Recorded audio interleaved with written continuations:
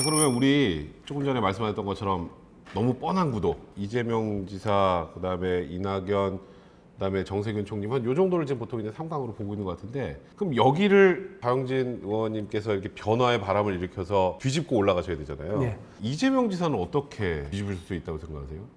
이재명 지사 약점이 많이 있잖아요. 그 약점과 관련해서 논쟁을 좀 해봤으면 좋겠어요. 뭐 신상에 관한 그런 부분들이요? 제일 크게 제가 요즘 짚고 있는 문제는 그 이재용 사면과 관련된 문제예요. 어떤 분들은 일관되게 이재용 전 부회장을 사면시켜야 된다.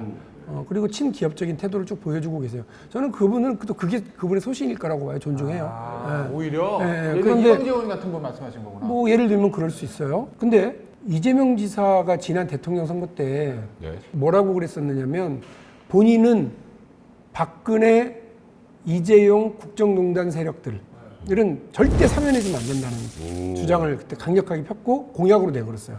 본인의 공약으로 끝났으면 상관없는데 이 공약을 약간 박근혜 나중에 사면할 거냐 말 거냐, 이재명은 어떻게 할 거냐 이런 막 논란이 그때도 있었어요. 그러니까 문재인 당시 후보와 안희정 후보는 우리 당의 어떤 공동 공약으로 천명하자 이러면서 문재인 후보도 끌고 들어간다 보다. 그러면. 문재인 후보도 압박하고 안희정 후보도 엄청 압박했어요. 네. 그러면서 뭐라고 그랬냐? 이 사람들은 다 편한 길을 가려고 그런다. 나는 어려운 길을 간다. 사면 반대 주장한다. 근데 왜 그런 거 안 하냐 그러면서 엄청 광을 팔았어요. 네. 근데 지금 아무 말도 안 하잖아요. 아무 말도 안 하죠. 아무 말도 안 하잖아요. 아니 그러면서 하시는 말, 그렇게 하는 하시는 말씀이 이제 대통령이 알아서 결정하신 문제다. 아니 대한민국 헌법과 법은 4년 전에도 대통령이 알아서 결정할 문제였어요. 그땐 그거 몰랐어요, 법률가 출신이. 근데 그때는 그렇게 막 광을 팔고 지금은 얘기 안 해요. 왜? 여론이 70%가 이재용 부회장 사면에 대해서 찬성하는 쪽이니까 그런 것 같아요. 근데 대통령도 이명박 부회장 사면 절대 못합니다라는 얘기를 한 적은 없지만 지금 톤이 좀 낮아지는 거잖아요. 얼마 전에는 아마 국민의 여론을 봐서 대통령이 하신 말씀은 다 그냥 모범 답안들이에요. 근데 제가 지금 말씀드리는 건 이재명 지사는 민주당이 지금 1등 주자라는 거 아니에요? 그렇죠. 근데 이분이 이 문제에 대해서 분명하게 얘기했다가 지금 이제 말을 아예 빼고 있는 거는 저는 이거는 좀 큰일이라고 봐요. 누구든 다 대통령이 될 수 있는데 지금 주자들이 대통령이 되었을 때 그럼 어떻게 할 거냐라고 하는 문제에 대해서 국민들은 궁금해 하거든요. 근데 여론이 뭐 찬성 쪽이 많으면 그쪽으로 가고 여론이 반대가 많으면 또 막 광팔고 이거는 장사하는 이익을 쫓아가는 장사하는 사람들의 태도지 법치 대한민국의 근간을 다루는 대통령이 되고자 하는 정치인들의 태도는 아니라고 하는 게 제 생각이라는 말씀이죠. 박영진 의원은 지금 사실 원래 삼성 저격수잖아요. 삼성 지킴이죠. 지킴이. 예. 주로 삼성의 그 관련 회사의 주식을 별로 가지고 있지도 않은 사람이 삼성전자 주식의 0.5%밖에 없는 사람이 이렇게 하면 안 되는 거죠. 그러니까 감옥 갔던 거 아니에요?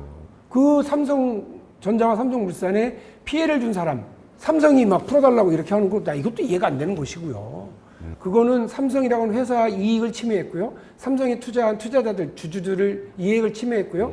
그 회사의 임직원들, 노동자들의 이익을 침해했고요. 시장의 이익을 침해한 거예요.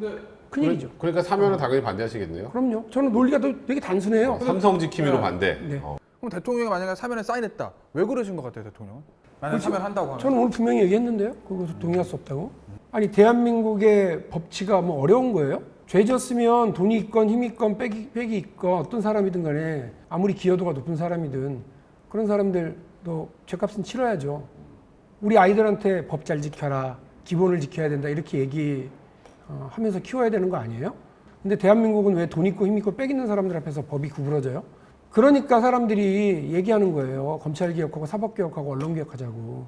재벌 총수들 잘못하면 검찰이 그거 제대로 수사해요? 가장 약한 걸로 하잖아요. 수사도 안 하고 기소도 안 하려고 그러고. 3년, 5년 그러니까 검찰 개혁하자고 그러는 거예요. 국민들이. 그렇게 해서 기소되잖아요. 제일 비싼 변호사 사요. 부장판사 출신, 부장검사 출신 제일 비싼 사람들 사서 해요. 판사는 솜방망이 쳐버려요. 그러니까 사법개혁하자고 그래요. 우리 국민들이. 근데 이 재벌 총수들의 이 잘못을 언론이 제대로 보도해요? 안 하잖아요. 광고 때문에 겁나서. 그러니까 언론개혁하자고 그러는 거예요. 돈 있고 힘 있고 빽 있는 사람들이 왜 사면에 맨날 1순위냐고. 그게 말이 돼요? 그걸 동의하라고요? 못하겠어요. 70%가 반대하는데 박용진 후보 어쩌려고 그러시냐고. 아니 대통령 안 해도 좋으니까 대통령 될 사람이 태도는 분명해야죠. 그런 거 아니에요? 임팩트가 확 있으시네요. 국민들이 대통령 할 사람한테 그런 거 말하지. 눈치 잘 보고 있다가 이익되는 대로 가라 그러겠어요? 저는 못 하겠어요. 안 해요. 그렇게 대통령 할 생각 없어요. 모든 이슈에 대해서 본인의 확실한 소신은 있으시죠? 제 생각은 분명해요. 그러니까 결국은 이재명 지사는 이재용 삼성전자 부사장의 이 사면에 대해서 뭔가 입장을 좀 내야 되는데 안 내는 거 그럼 왜 문제가 있다. 입장을 내야 되는 정도가 아니라 펄펄 뛰어야죠. 4년 전에 그 태도였으면. 그 되게 지금 배신감 느끼고요. 두 번째, 얼마 전까지만 해도 이분이 고위공직자들 1가구 2주택 그거 말도 안 된다. 그래서 청와대가 2급 이상 고위공직자에게 2주택 이상은 빨리 처분하라 이렇게 얘기했더니 네. 자기는 경기도에서 4급 이상 고위공직자 그냥 처분 권고가 아니라 인사 불이익을 주겠다고 강력하게 경고했잖아요. 맞아요. 그래놓고 얼마 전에 4.7 재보궐선거 때 부동산 때문에 민주당이 졌다 이런 얘기가 나오니까 거의 빛의 속도로 뭐라고 그래요? 생필품이다. 1가구 2주택도 실거주용이면 상관없다. 그러면서 별장도 생필품이라고 그런 거 아니에요. 별장 있으세요? 없어요. 생필품인데 별장 있으세요? 있을 리가 있나 제가? 그러니까 생필품 없는 사람들이 있잖아요. 있으세요? 없어요. 이제 겨우 집 샀어요. 근데 지금 1가구 2주택자들에 대해서 갑자기 그렇게 태도를 바꾸고 그 뭐 세금 깎아주는 논쟁을 막 시작한 거예요. 저는 민주당의 부동산 특위는 이름 제대로 바꿔야 된다고 생각해요. 부동산 세금 특위 아니에요. 부동산 세금 내고 싶어요. 대한민국의 50% 이상은 우리 카메라 감독님들 마찬가지 아니에요? PD분들도 세금 내고 싶지 않아요? 집도 없어. 세금 낼 집도.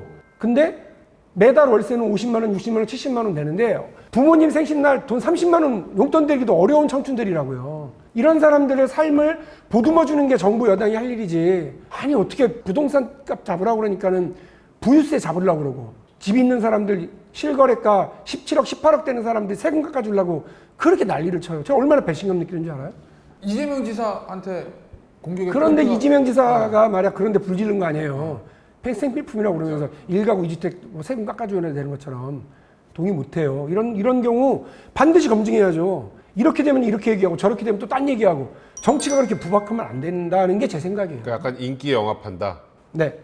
이낙연 총리나 전 총리나 이재명 지사한테 공격에 포인트를 맞추는 게 경선 전략과도 연관이 있어요? 표 나올 때 내가 생각해보니까 1등이잖아요. 그래 표 나올 때 나 1등이잖아, 1등. 1등이고 정책적으로 검증해야 될 게 많은 분이잖아요. 기본소득과 관련해서 검증할 게 없겠어요. 막 줄을 섰어요. 왜 경기도 기본주택이라고 얘기하시는데 기본주택을 어디다 지을 거고 그리고 거기는 임대료가 싸다고 그러면서 주택도시기금과의 협상도 잘 안 돼 있으면서 그 임대료는 싸게 해준다고 하고 어떻게 싸게 해줄지 어디다가 그 역세권에 지을 건지도 없이 모델하우스부터 지었잖아요. 그건 아니잖아요. 정책을 그렇게 끌고 가면 안 되는 거 아니에요? 경선 전략 왜 여쭤봤냐면 표가 어디서 나와요? 다 기다려보세요. 아니 뭐 내가 이재명 지답해 가져오겠어요? 아니 내가 생각해봤어 막 친문들의 표는 안 나올 것 같은데 조금밖에 왜 이래요? 나와요? 참, 어디서? 왜 이러세요? 조금밖에인데? 예? 조금밖에 조홍천, 금태섭, 박용진, 김혜영. 이른바 문재인 대통령을 좋아하는 사람들이 박용진을 싫어한다라고 하는 그런 어떻게 또 확증을 해요? 아이 그 무슨 다 추정은 안 되는데 워낙 거봐. 저 친문한테 쓴소리 많이 하고 저 조국 전 장관 때 쉴드 안 쳐주고 그 그러니까. 혹시 우리 그 카메라 감독님들, PD분들 어디 그 백터맨이라고 하는 그 옛날에 특촬물 영화 드라마 그거 아시죠? 그 감독이 완전 극친문 페이스북에 너무 많이 글써. 근데 그분이 완전 박용진 찐팬. 그래가지고 백터맨 요즘 다시 이렇게 저 유튜브에서 막 올라오고 이러더라고요. 그래서 그 감독님한테 저하고 유튜브로 한번 같이 박용진 TV. 여러분 자막 얘기 박용진 TV 좀 깔아주세요. 박용진 TV에 한번 초청을 해서 곧 찍으려고 그래요. 그분은 그런 거예요. 노무현, 문재인을 이어서 대한민국을 제대로 개혁의 길로 끌고 갈 수 있는 진짜 진보주의자 정치인은 박용진이다. 박용진을 공격하는 사람들은 이상한 사람들이다. 라고 생각하는 분이에요. 아니 그러니까 그분이 그런 분들이 꽤 많아요. 그래서 우리 보면 다음 대통령 후보가 누가 좋으냐 보면 아직 모르겠다, 사람이 없다라고 생각하는 응답하는 사람들이 30%가 넘어야지. 그분들은 지금 쭉 물이 끓래? 여기 박용진 한번 넣어봐? 이렇게 지금 생각 중이에요. 아니 근데 저는 이런 생각은 있어요. 되게 죄송한 얘기인데 이낙연 전 총리하고 정세균 전 총리한테 죄송한 얘기인데 그 두 전 총리보다는 이재명 지사는 좀 별개고 박용진 의원이 본선 나오면 저는 경쟁이 더 있다고 보거든요. 저 개인적으로는 폭발력이 근데 나 컷오프 안 될까 모르겠어. 지금 여론조사 보면 컷오프 몇 명이에요? 저서는 6명. 6명까지 올라가요? 예.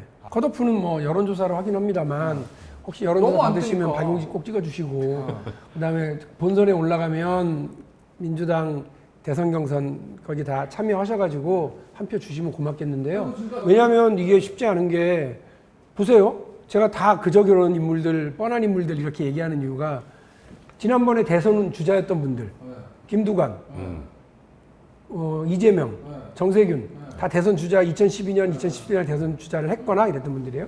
그러니까 민주당의 당 대표를 했던 분들, 총리 했던 분들, 장관을 했던 분들, 어디 도지사를 했던 분들 이런 분들이에요. 지금 겨우 국회의원 이제 2번 하고 이 젊은 나이에 개파도 없이 돈도 없이 뭐도 없이 이렇게 뛰어든 사람이 컷오프를 통과할 수 있다? 쉽지 않은 일이라고 생각하고 저는 그거부터가 정치혁명의 시작이라고 봐요. 박용진이 통과하는 순간. 근데 좀 더 쉬운 길로 갈 수 있지 않았어요? 저는 사실 개인적으로 지난 서울시장 재보선 때 민주당에서 후보 누가 낼까 막 상상할 때 최강의 카드는 박용진이다 이랬었거든요. 근데 바로 그냥 대선으로 가버리시더라고. 그때 그 불을 지른 게 이준석 아니에요. 아, 이준석이 그랬지. 이준석 그 형 대선 갈 거야 이러고. 이준석 그 후보가 그때 뭐라고 그러냐면 김현정 뉴스쇼에서 그 서울시장 후보 카드를 얘기를 하니까 박용진도 있죠. 그러니까 김현정 씨가 맞네. 그러면서 그때부터 막 여론조사에 들어가기 시작하고 막 얘기했거든요. 근데 저는 이미 대통령 선거를 준비하기 시작한 게 2년이 넘었어요. 그렇게 됐어요? 아니 저 하루아침에 뭐 판단하고 출마 시작한 거 아니에요. 정치연구소도 그때부터 만들기 시작했고 그랬어요. 근데 이러다가 내가 무슨 서울시장 후보로 거론된 걸 즐기는 것처럼 보이면 안 되잖아요. 바로 얘기했죠. 대선 나갈 거라고. 그렇게 얘기해가지고 작년 11월 달에 급하게 대선 출마에 의지가 있는 게 드러난 거죠. 아, 그 전부터 준비를 했는데 그것 때문에 이제 늦게 네네 들어간 거고요. 그런 거예요.